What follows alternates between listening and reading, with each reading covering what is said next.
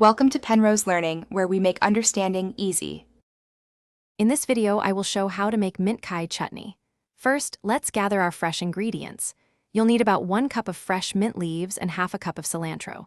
Also, prepare 2 to 3 green chilies, a 1-inch piece of ginger, and 2 cloves of garlic. A small onion adds a lovely base. Don't forget 1 tablespoon of lemon juice, half a teaspoon of cumin powder, and salt to taste.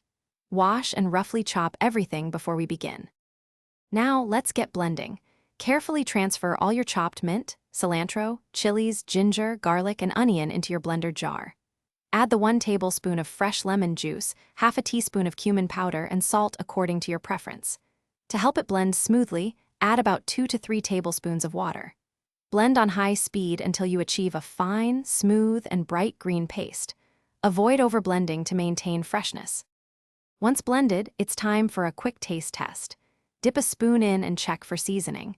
You might want to add a little more salt or a dash more lemon juice to brighten the flavors.